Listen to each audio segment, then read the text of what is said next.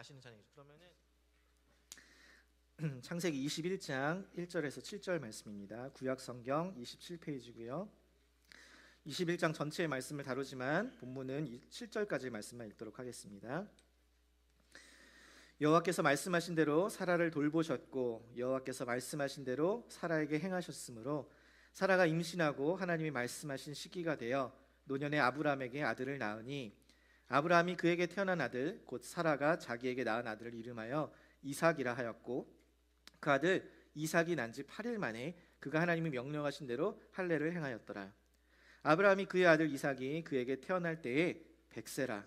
사라가 이르되 하나님이 나를 웃게 하시니 듣는 자가 다 나와 함께 웃으리로다. 7절 말씀 같이 읽습니다. 또 이르되 사라가 자신들을 적먹했다고 누가 아브라함에게 말하였으리요마는 아브라함의 노경에 내가 아들을 낳았도다 하니라. 아멘. 아브라함이 하나님의 부르심을 따라 갈대아, 자신의 고향인 갈대아의 우르를 떠나서 가나안 땅에 온 지 25년이 지났습니다. 75세라는 인생의 노년에 새로운 여정을 떠난다는 것, 그것은 참 쉽지 않은 일이었을 것입니다. 그러나 그는 하나님의 음성을 따라 그 하나님의 말씀을 붙잡고 25년이라는 세월을 보냈습니다. 그런데 문제는 무엇이냐? 25년이 지난 지금도 하나님께서 아브라함에게 약속하셨던 땅과 자손은 그 어느 것 하나 이루어진 것이 없다라는 사실입니다. 그가 가나안 땅에 살기는 했으나 정착하여 거류는 하였으나 그는 그 땅에 살고 있던 가나안 족속들에게 이방인이었습니다. 그는 자신의 땅을 소유하고 있었던 것이 아니라 그들의 땅에 그냥 머물고 있었던 것이에요. 그런가 하면 하나님께서 하늘의 별과 같이 바다의 모래와 같이 수많은 자손을 준다고 약속하셨는데 그 약속이 이루어지려면 아들이 있어야죠. 자신의 조카인 롯인가 했는데 롯은 떠나갔고 그리하여서 자신의 상속자인 엘리에셀인가 했는데 그는 아니라고 하시고 그래서 사라의 여종의 하갈을 통해서 겨우 하나 아들을 낳았는데 이스마엘도 아니라는 것이에요. 오직 사라를 통해서 낳은 아들, 그 아들이 약속의 아들이라는 것입니다. 정말 웃음밖에 안 나오는 상황인 것이죠. 사라가 이미 나이가 많이 들었는데 생물학적으로 자녀를 낳을 수 없는 상황인데 계속 주신다고 말씀만 하고 안 주시니까 그래서 지난주 말씀처럼 남은 여생 그냥 그랄에 내려가서 거기에서 살자 이렇게 된 것입니다. 그런데 하나님께서 어떻게 하세요? 자기 아내 사라를 누이라고 또 속였는데 그랄 왕의 꿈에 나타나셔서 그 사라를 보호하시고 그 아브라함의 기도를 통하여 아비멜렉의 집에 있던 그 부림의 태를 여시는 기적을 베푸셨습니다. 이 상황들은 보여주는 거예요. 아브라함은 아들이고 땅이고 그냥 아유 귀찮다 다 포기한 것만 같은데 하나님은 포기하지 않으신다라는 거예요. 하나님은 그 하신 약속을 잊지 않으시고 그 약속을 신실하게 지키시기 위해서 여전히 오늘도 일하신다라는 것입니다. 그래야 그 신실하신 하나님의 약속이 드디어 오늘 본문의 말씀 가운데 성취됩니다. 자, 1, 2절 다시 한번 보겠습니다. 여호와께서 말씀하신 대로 사라를 돌보셨고 여호와께서 말씀하신 대로 사라에게 행하셨으므로 사라가 임신하고 하나님이 말씀하신 시기가 되어 노년의 아브라함에게 아들을 낳으니 이랬습니다. 자, 여기서 우리는 아브라함의 이야기가 드디어 궁극적인 지향점에 이르렀음을 우리는 보게 됩니다. 바로 아브라함의 스토리를 지금까지 끌고 온 이 모든 핵심적인 사건이 바로 아브라함이 아들을 낳았다는 사건입니다. 아들을 낳았다는 거 당연히 축하할 일이죠. 아니 그런데 이렇게까지? 라는 질문이 드는 거예요. 지금 창세기 이야기 중에 아브라함이 아들을 낳는 것, 그 이야기로 지금 수많은 시간들이 흘러온 것이잖아요. 아브라함의 모든 인생 이야기가 이 한 사건으로 요약될 만큼인가 싶은 거죠. 그런데 아브라함이 아들 이삭을 낳았다는 것, 그것이 중요한 이유는 단지 아들을 낳았다는 사실 때문이 아니라 그 아들이 하나님의 약속의 성취이기 때문에 그렇습니다. 아브라함이 100세의 나이에 사라의 90세의 나이에 자녀를 낳았으니 사람의 생각으로는 도저히 불가능한 일, 아무리 믿으려고 해도 노력해봐도 믿을 수 없는 그 일이 실제로 일어났다는 거예요. 근데 어떻게 일어났냐? 성경은 그 부분에 대해서 이렇게 이야기합니다. 1절에 여호와께서 말씀하신 대로. 아멘이세요? 이것이 오늘 본문에서 저자가 강조하며 이야기하는 것입니다. 성경의 가장 첫 번째 책인 이 창세기에서 하나님은 누구신지를 창세기는 저자는 계속 보여주고 있는 거예요. 세상 모든 만물을 창조하신 창조주 하나님, 그러나 인간의 죄와 타락을 심판하시는 공의로우신 하나님, 그와 동시에 그들에게 구원의 길을 열어주시는 사랑과 은혜의 하나님. 그러면서 오늘 본문에서 아브라함에게 아들 이삭, 약속의 아들을 주시면서 인간적으로는 불가능한 일을 행하시는 전지전능하신 하나님, 그리고 우리에게 주신 약속을 반드시 지키시는 신실하신 하나님을 보여준다는 것입니다. 여러분, 우리는 약속을 하고 지키지 못할 때가 너무나 많습니다. 그 약속을 까먹을 때도 있고, 마음이 바뀌어서 안 지킬 때도 있고, 지키고 싶어도 상황이 안 돼서, 능력이 안 돼서 지키지 못할 때도 있습니다. 그러나 전지전능하신 하나님께서는 그 약속을 잊어버리지도 않으시고, 그 마음이 변하지도 않으시고, 말씀하신 대로 그 약속을 반드시 지키시는 신실하신 하나님이심을 믿으시기 바랍니다. 여러분, 그 약속을 지키실 수 있는 전능하신 하나님, 그 약속을 반드시 성취하시는 그 신실하신 하나님이 아브라함에게 그 약속을 말씀대로 지키셨던 것처럼, 여러분, 오늘날 우리에게 주신 이 약속의 말씀, 성경에 기록된 이 모든 말씀들이 우리 가운데도 지켜지고 이루어지고 성취되기를 믿으시기를 바랍니다. 이 말씀은 반드시 이루어진다는 거예요.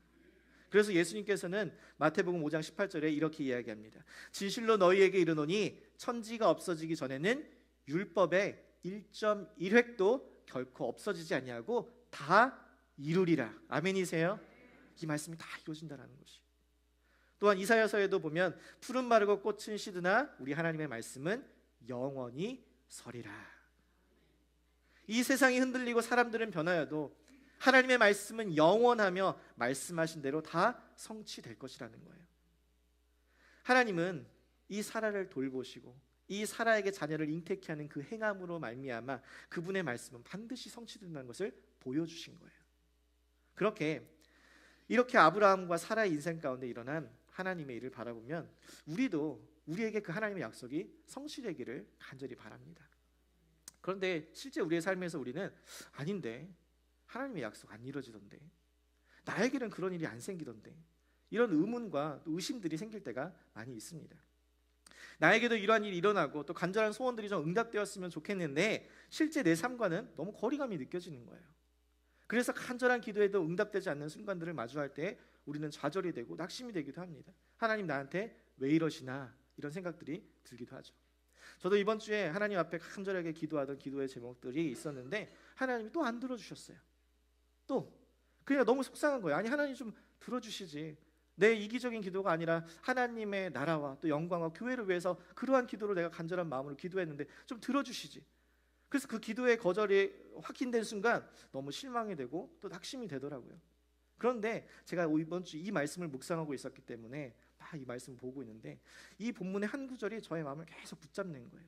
그게 무엇이냐, 여호와께서 말씀하신 대로 그분의 약속대로 아브라함에게 아들을 주셨는데 그때가 언제냐, 오늘 본문은 이렇게 이야기해요. 하나님이 말씀하신 시기가 돼요. 하나님이 말씀하신 시기가 돼요. 이것이 우리가 기도할 때 가장 많이 간구하는 사실입니다.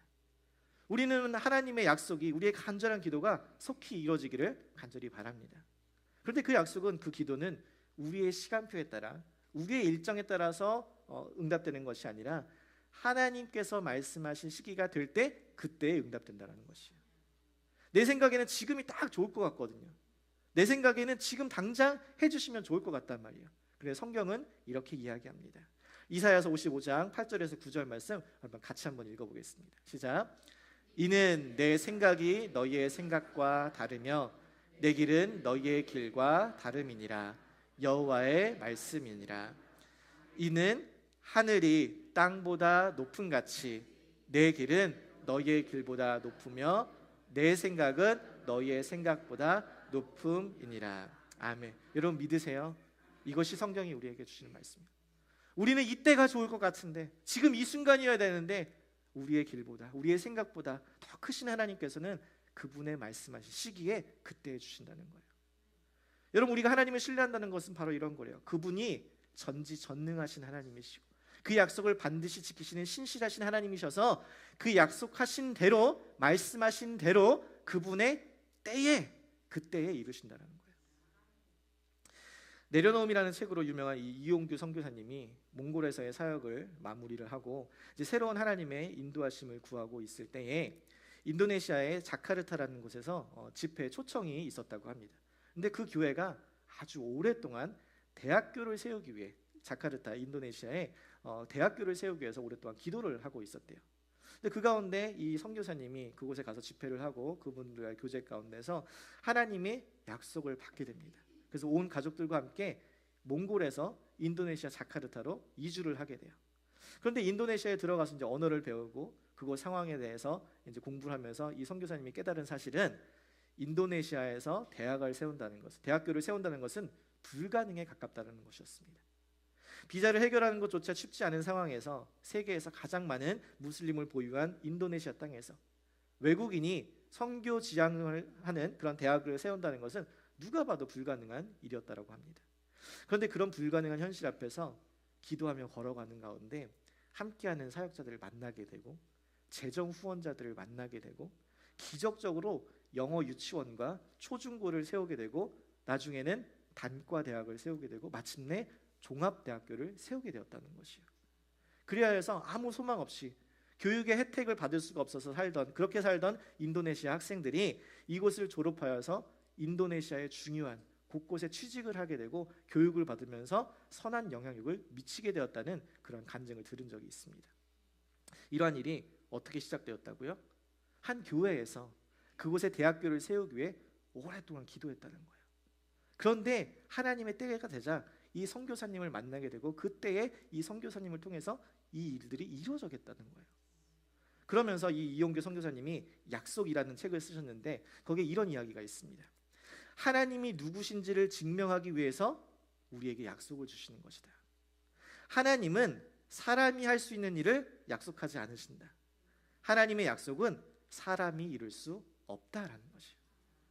여러분, 우리보다 크신 하나님, 우리의 생각과 경험 또 논리와 이성을 뛰어넘으시는 그 하나님께서 그분의 약속을 이루시고 성취하심으로 그분의 전능하심, 그분의 신실하심을 드러내십니다. 저는 사랑하는 우리 성도님들이 가장 좋은 때에 가장 좋은 방법으로 그 약속을 성취해 가시는 전능하신 하나님, 그 신실하신 하나님을 만나게 되시기를 주님의 이름으로 간절히 소망합니다. 이렇게 아브라함은 하나님이 그분의 말씀대로 그분의 말씀하신 시기에 그 약속을 성취하시는 것을 보았습니다. 진짜 그분을 경험하게 된 거예요. 그분의 전능하심, 그분의 신실하심을. 그리고 그 곁에 있던 사라도 그와 함께 이 놀라운 약속의 성취를 경험합니다. 너무나 말도 안 되는 그러한 약속이었기 때문에 정말 웃었는데 정말 그 약속이 성취되어서 하나님께서 자신을 웃게 하셨다라고 고백합니다. 그리고 이렇게 하나님의 약속의 성취를 경험한 하나님, 이 아브라함은 하나님의 신뢰하게 되기 시작합니다. 그리고 더 깊은 순종의 발걸음을 내딛기 시작해요. 여기서 우리는 이 이삭의 탄생을 통한 아브라함의 믿음의 변화를 주목해 보아야 합니다.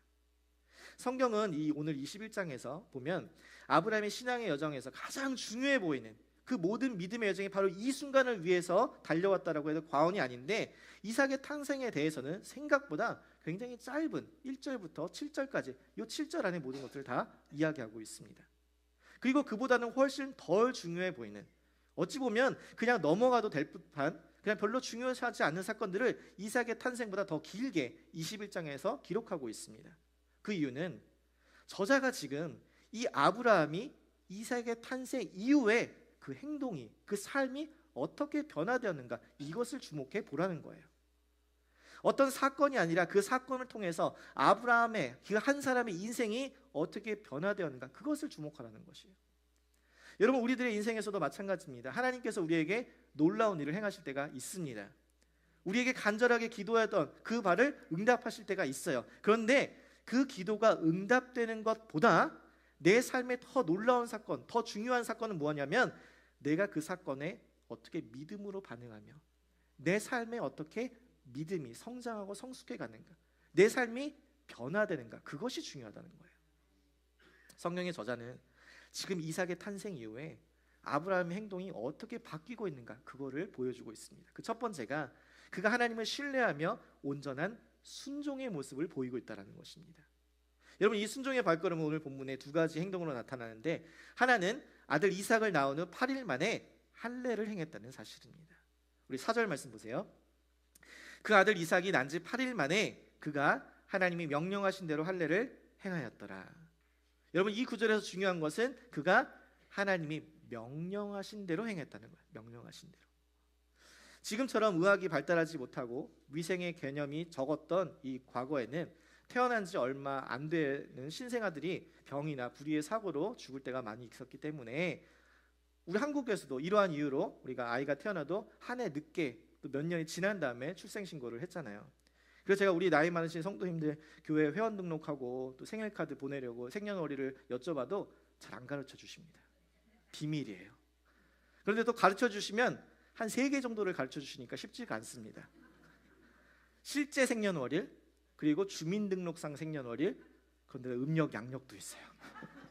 그러니까 제가 그 중에 어느 것에 맞춰서 보내드릴지 굉장히 고민이 많이 됩니다. 그 중에 하나라도 받으시면 감사하게 받아주세요. 그렇게 고대에도 신생아가 병이나 사고로 인해서 죽임을 당하는 경우가 참 많았는데 그 어린 아이의 생식기에 포피를 자른다? 여러분, 지금은 당시에는 지금처럼 막 메스 이런 막 전문 의사가 막 깨끗한 옷에 막 전문 수술실에 딱 가서 수술 막 하고 이런 게 아니잖아요. 그때는 부싯돌로 갈아서 만든 걸로 그런 걸로 했을 거 아니에요. 그리고 그러다가 잘못해서 염증이 생겨서 병들어 죽는다거나 또는 생식 기능을 잃으면 밤하늘의 별과 같은 모래와 같은 그 수많은 자손들 끝입니다. 이삭 하나로 끝나는 거예요. 여러분, 긴장이 될까요, 안 될까요? 걱정이 될까요, 안 될까요? 그런데 그는 하나님의 명령대로 8일 만에 그냥 할례를 행합니다. 여러분, 이것이 하나님의 명령에 순종한 아브라함의 모습이었습니다. 그런가 하면 8절에서부터 21절의 말씀을 보면 이삭이 건강하게 자라게 되어서 젖을 떼던 날 아브라함의 집에서 잔치를 엽니다. 그런데 이 잔치가 기쁘지 않은 한 사람이 있었어요. 누굴까요? 이스마엘. 사실 이스마엘은 순서로 따지면 집안의 장자였어요. 형이었습니다. 그러나 자신보다 동생인 이 이삭이 집에서 태어난 다음에 더 사랑받고 더 많은 사람들에게 관심을 받으니까 나 때는 잔치도 안 해주는데 이삭 보니까 잔치도 해주고 막 질투를 느꼈을 것이죠. 그러자 이스마엘이 이 이삭을 괴롭히기 시작합니다. 말씀에 보면 조롱하다라는 뜻을 가지고 있어요. 그런데 이것을 또 그 어머니 사라가 봅니다.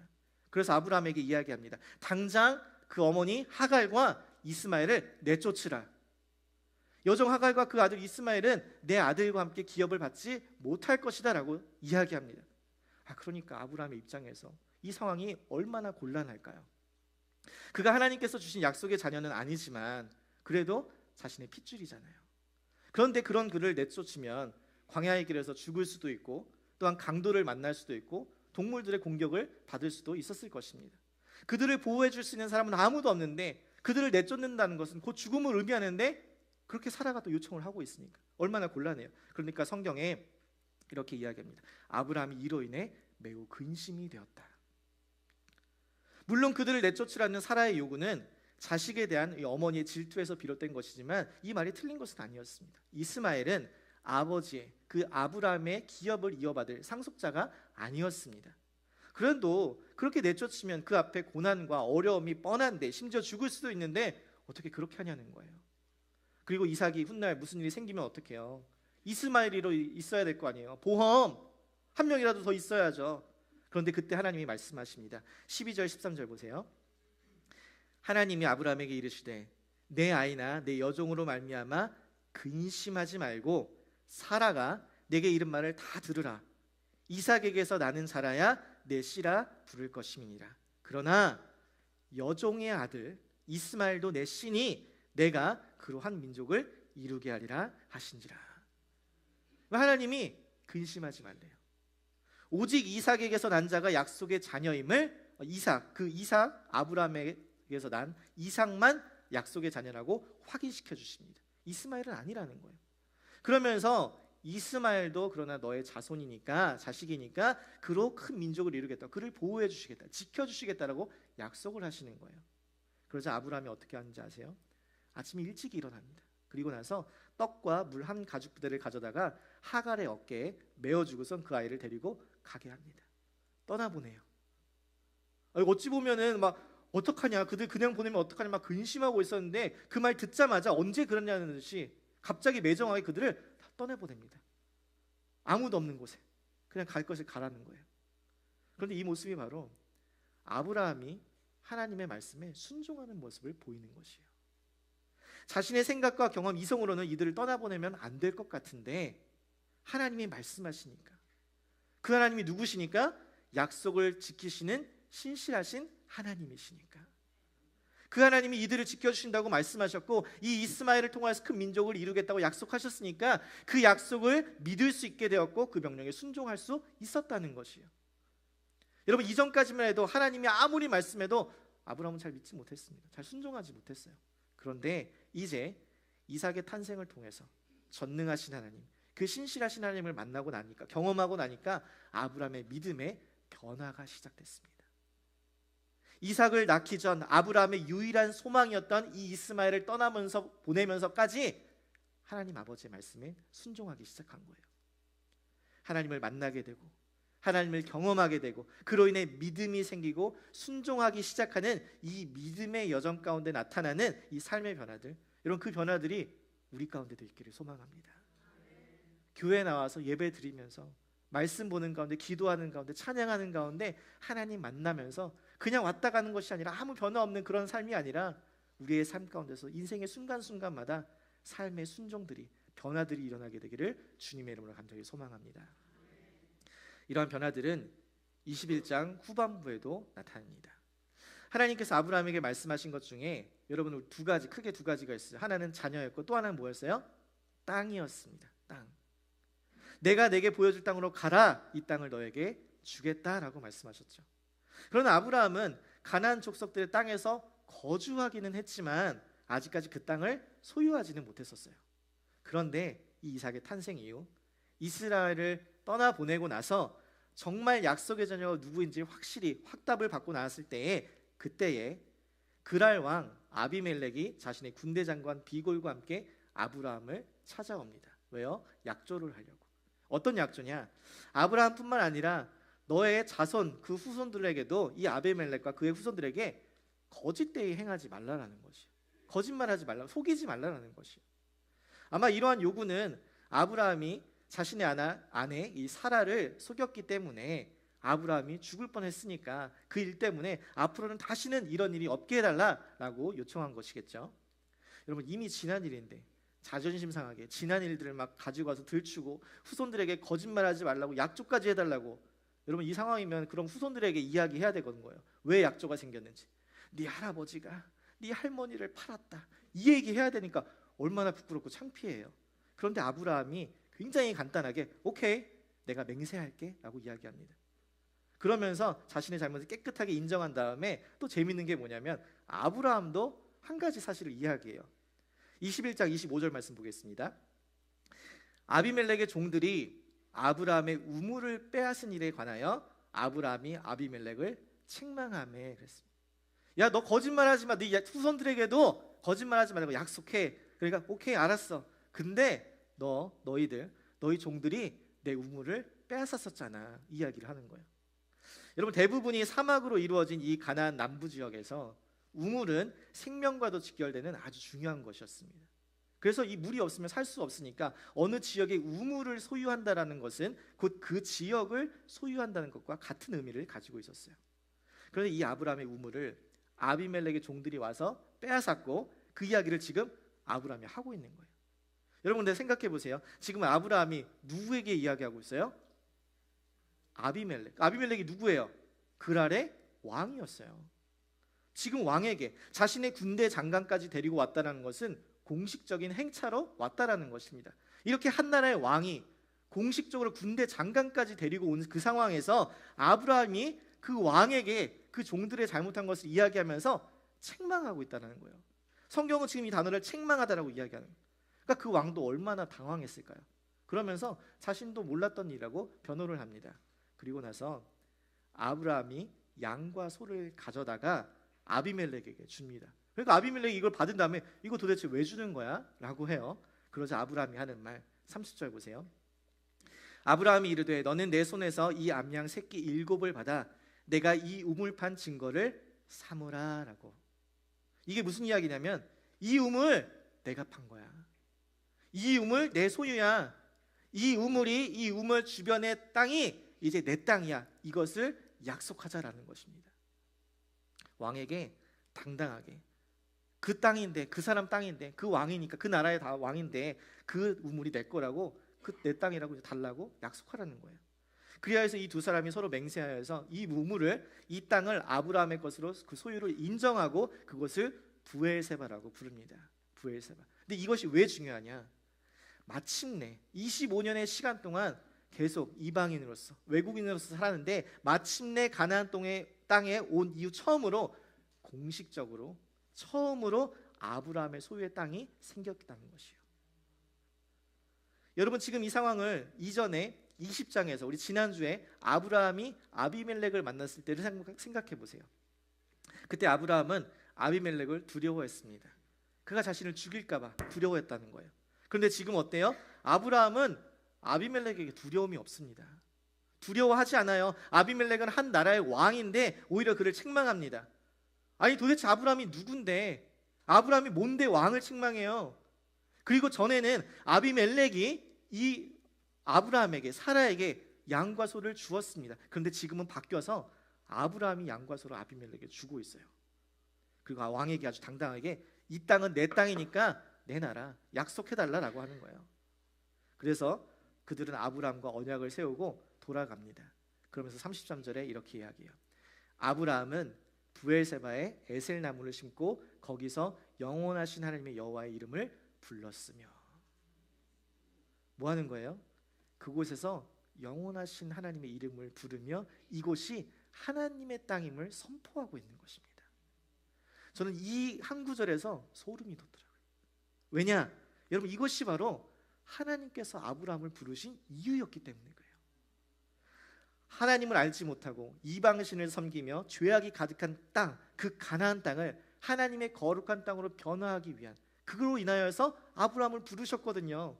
그리고 아브라함이 수많은 시간의 변화를 통하여서 마침내 이곳에서 그 부르심의 소명을 확인하고 선포하는 것이요, 이 땅은 하나님의 땅, 여호와의 이름을 부르는 땅, 여호와의 이름을 찬양하는 땅, 이 땅은 거룩한 땅이다 선포하고 있다는 것이에요.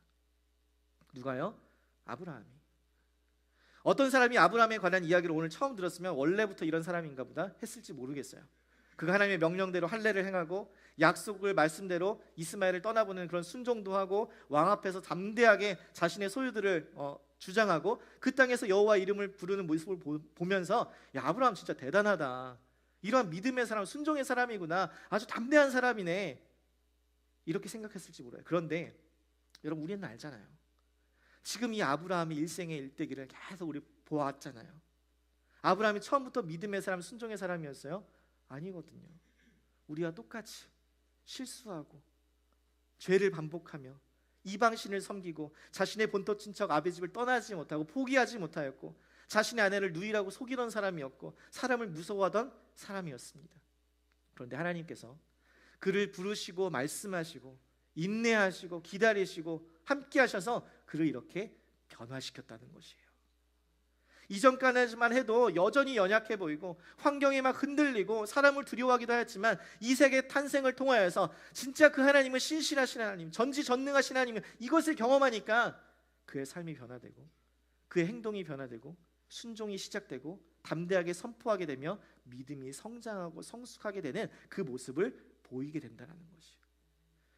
여러분, 아브라함이 이 땅의 소유를 주장한 것은 하나님께서 이 땅을 자신에게 보여주시고 자신에게 주실 것을 믿음으로 바라보았기 때문인 것입니다. 저는 사랑하는 우리 교회 성도님들의 삶에도 이러한 하나님과의 만남이 있기를 간절히 소망합니다. 여러분의 삶을 지금까지 이끄시며 인도해 오시고 함께 하셨던 그 하나님, 때마다 전능하신 손으로 우리를 붙드시고 우리를 신실하게 함께 하신 그 하나님을 만나고 그 하나님의 은혜와 사랑을 깨닫게 되어서 이 아브라함처럼 이전에는 연약하고 부족하고 정말 죄 많은 사람이었지만 그러나 그 하나님의 은혜를 경험하고 와서 조금씩 순종의 발걸음을 내딛기 시작하고 믿음으로 바라보며 담대하게 믿음을 선포하는 그러한 성도들이 우리가 되기를 간절히 소망합니다. 말씀을 마무리하며 최근에 정석용 목사님이라는 한 목사님의 이야기를 듣게 되었는데 이분이 신학생 때부터 소외된 이웃에 대한 마음을 가지고 있어서 서울역 근처에서 노숙자분들을 상대로 이제 사역을 시작하시다가 강원도 정선에 이 도박을 하시는 분들, 힘들어하시는 분들이 재정이 어려워지니까 힘들어하시는 분들이 많이 있어서 그쪽에서 이제 도와달라는 요청을 받고 이 강원도 정선에 이제 가게 됩니다. 그래서 이제 그곳에서 요양원에서부터 이제 사역을 시작하셨대요.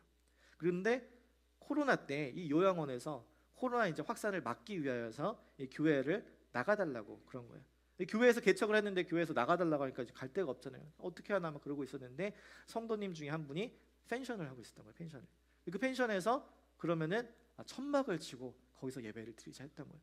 근데 천막에서 이제 예배를 드리기 시작했는데 천막이니까 방음이 안 되잖아요. 근데 강원도 정선 또 어때요? 산이 막 많잖아요. 천막에서 방음이 안 되는 산이 많으니까 메아리가 막 퍼지기 시작한 거예요. 그 산 속에, 그 정선에. 그래서 주일날만 찬양하니까 막 서니까 주변의 사람들, 믿는 사람들은 좋겠지만 안 믿는 사람들 얼마나 힘들겠어요. 그러니까 막 와갖고 막 컴플레인을 하기 시작한 거예요. 너무 시끄럽다. 왜 이러냐. 그러니까 펜션 그 사장님 성도님이 너무 힘들어서 안 되겠다 한 거예요. 그러니까 이분이 다시 하나님께 기도하기 시작해요. 하나님, 우리 어디로 가야 됩니까? 우리 어디 가서 예배를 드려야 합니까? 기도를 드렸대요. 근데 사실 그날은 교회를 위해서 기도하는 날이 아니고 그냥 자신의 개인 기도하는 날이었는데, 근데 너무나 강력한 하나님의 임재 가운데 하나님이 자기에게 말씀하시더래요. 내가 너에게 줄 땅이 청룡사다. 주가 쓰시겠다 하라. 여러분, 청룡사가 뭐예요? 이름만 들어도 절이잖아요. 절. 근데 이 목사님이 너무 황당한 거야. 아니, 지금 예배드릴 교회를 찾고 있는데 갑자기 무슨 절을 주신다고 하나. 그래서 이 음성을 듣고 4개월 동안 아무 액션을 취할 수가 없었대요. 그러니까 그 말씀을 듣고 도대체 어떻게 움직여야 될지를 몰라서 막 기도만 하고 있는데 하나님께서 책망하시는 말씀이, 야, 내가 너에게 가장 좋은 전략을 줬는데 왜 너는 아무것도 안 하고 있냐. 그랬더니, 아니, 하나님 무슨 전략을 주셨습니까? 주가 쓰시겠다라고 말씀만 하라. 그러니까 그 다음 날 이 목사님이 청룡사의 주지승님 사택에 찾아간 거예요. 근데 말이 안 나오더래요. 스님을 보고서 말이 안 나오겠죠. 그 청룡사를 팔겠다고 내놓은 것도 아니고 버젓이 거기에 주지스님이 계시는데, 근데 그러니까 그 주지스님이 오랜만에 사람을 만나니까 너무 반가워져서 막 신나게 막 이야기를 하신 거예요. 2시간 동안 막 그분과 스님과 목사님과 즐겁게 이야기를 하신 거예요. 근데 그동안 그 주지스님한테 아무 얘기를 못했대요. 그래서 2시간 동안 이야기만 즐겁게 나누다가 돌아왔대요. 근데 그날 밤에 목사님의 마음에 하나님의 말씀에 순종하지 못했다는 그 두려움이 자기를 압도하더래요. 압도하더래요. 그래서 그 다음날 또 다시 주지스님을 찾아갑니다. 그래서 갔더니 첫날에는 엄청 반겨주시던 그 주지스님이 다음날에는 이분이 크리스찬이라는 것을 알고서 당장 나가라고 막 이렇게 막 하신 거예요. 근데 이 목사님이 주지스님 그분에게 말씀하셨대요. 제가 목회자인데 제가 기도하던 중에 하나님께서 이 청룡사 절터를 쓰시겠다라고 하십니다. 그러니까 이 주지승이 얼마나 어떻게 반응할까 두려웠는데 갑자기 주지승 분이 표정이 바뀌시면서 이 절터의 곳곳을 소개시켜 주시더래요. 그래서 알고 봤더니 이분이 신학교에도 들어갔었는데 사주팔자에 빠져갖고 불교대학에 갔다가 주지승이 되신 분이래요. 그러면서 이 목사님이 이야기를 듣고선 하시는 말씀이, 목사님 계시 받으셨네요. 사실 이 절터가 교회로 쓰기에 딱 좋습니다. 이러시더래요. 그러면서 여기에 큰 스피커가 있는데 이 매일 여기 불경이 나와갖고 이 정선에 이 민둥산에 이렇게 산책하러 이제 올라가시는 등산로에 거기에 맨날 이게 나오니까 사람들이 듣게 되는데 이 스피커에 찬양이 나오면 좋을 것 같다고 그러면서 조언을 해주시더래요. 근데 절에 주지승이, 더군다나 이 지금 주지승이 머물고 있는 데잖아요. 그런데 갑자기 하나님의 음성을 들었다고 찾아온 목사님에게 이러한 조언들을 해주니까 이 목사님도 당황스러운 거예요. 그래서 주지승한테, 근데 이 절터를 교회에다 파시는 거 괜찮으세요? 라고 물었더니 이 주지승 하시는 말이, 아니, 하나님이 쓰시겠다면서요. 주지승이 믿음이 더 좋아요. 그죠? 그러니까 목사님은, 저는 하나님께 전략을 달라고 했는데 어떻게 움직여야 하냐 막 기도를 했는데 주가 쓰시겠다 말씀만 하라 라는 정말 그 말씀에 순종하니까 하나님이 일하시는 것들을 경험하게 되었다는 거예요. 그래서 결국 이 목사님이 강원도 정선에 있는 그 청룡사를 인수하셔서 그곳에서 교회를 세워서 예배를 드리기 시작했다고 합니다. 여러분, 저는 이 간증의 이해가 너무 도전이 되더라고요. 우리는 하나님의 말씀이 때로는 너무 황당하게 들립니다. 우리의 이성과 경험과 논리와 이치에 맞지 않거든요. 아니 100세의 아기를 주신다고? 절에다가 교회를 세우시겠다고? 여러분, 그런데 전능하신 하나님, 그 신실하신 하나님은 우리에게 말씀하시고 그 말씀하신 것들을 그대로 이루고 성취하신 하나님이심을 믿으시기를 바랍니다. 우리가 해야 될 일은 그 하나님의 말씀을 믿고 순종의 발걸음을 내딛기 시작하며 선포하는 거예요. 주가 쓰시겠다. 여기저기 가셔서 다 하시겠다고 하지 마시고 믿음으로 우리가 우리의 삶 가운데 정말 주님 주신 말씀 붙잡고 선포하는 거예요. 네 주님, 내가 그렇게 하겠습니다. 주님 명령하신 대로 내가 순종하겠습니다. 그래서 내가 그곳에서 여호와의 이름을 부르겠습니다. 저는 오늘 이 아브라함이 그가 믿음으로 선포하고 소유한 그 땅, 이 브엘세바에서 영원하신 여호와의 이름을 불렀던 것처럼 이곳에 모인 저와 여러분도 오늘 우리에게 주신 이 말씀을 듣고 순종하기를 시작하고 담대하게 선포하며 이곳 이 예배당에서 여호와의 이름을 높이 부르며 우리의 평생의 삶 가운데 영원하신 하나님 그 주님만을 높이는 저희 모두가 되기를 간절히 소망합니다. 상황 봐서 이거 주가 보이신 생명의 길 이 찬양 다 아시죠? 다 아시는 찬양이죠. 그러면은 목사님